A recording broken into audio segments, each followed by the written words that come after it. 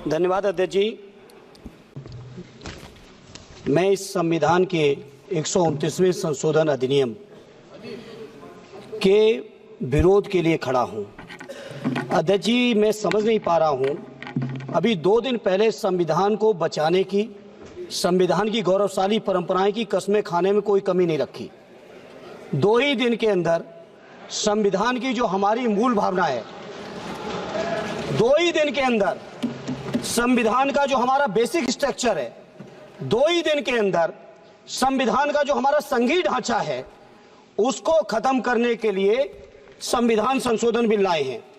मैं मनीष तिवारी जी से सहमत हूं और अपनी पार्टी और अपने नेता आदरणीय अखिलेश यादव जी की ओर से कहना चाहता हूं, ये बिल पूरे देश के जो अलग अलग भेष, भाषाएं, संस्कृति, क्षेत्र की जो मान्यताएं हैं, जो हमारे संविधान निर्माताओं ने बहुत सोच विचार के मंथन अध्ययन करके ये संघीय ढांचा तैयार किया था, राज्यों का गठन भी किया था, संस्कृति के हिसाब से, क्षेत्र के हिसाब से, भाषा के हिसाब से, परिस्थितियों और समय के हिसाब से।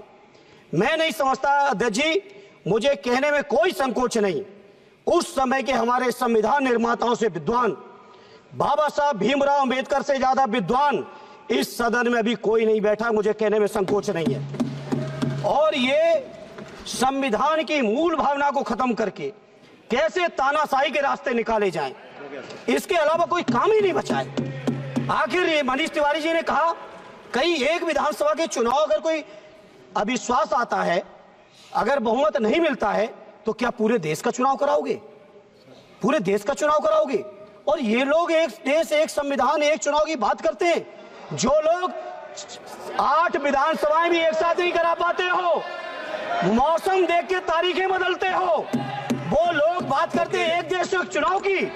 इसलिए अध्यक्ष जी, मैं अपनी पार्टी की ओर से, अपने नेता आदरणीय अखिलेश यादव जी की ओर से इस बिल का पुरजोर विरोध करता हूं और आपके माध्यम से देश के जनमानस से कहना चाहता हूं, ये भारतीय जनता पार्टी के लोग तानाशाही लाने के नित नए रास्ते लाते हैं।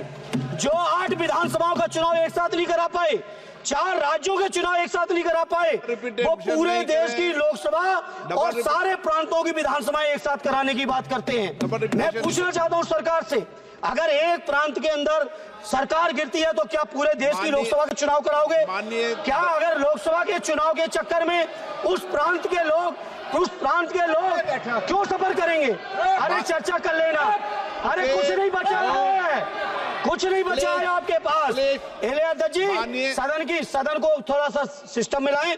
अध्यक्ष जी, आपसे अनुरोध है, आपके माध्यम से सरकार से अनुरोध है, जनता ने बड़ी उम्मीदों के साथ हम सबको भेजा है और हम सब लोगों की जिम्मेदारी है, ये संविधान विरोधी, संघीय ढांचे विरोधी, बेसिक स्ट्रक्चर विरोधी, कई केसों की चर्चा की मनीष तिवारी जी ने, मैं उनके साथ जोड़ते हुए माननीय सर्वोच्च न्यायालय की भावनाओं के विरोधी, गरीब विरोधी, दलित विरोधी, पिछड़ा विरोधी, मुसलमान विरोधी, इस नीयत को वापस लो। ये अध्यक्ष जी, आपके माध्यम से मेरी आपसे प्रार्थना है। बहुत बहुत धन्यवाद।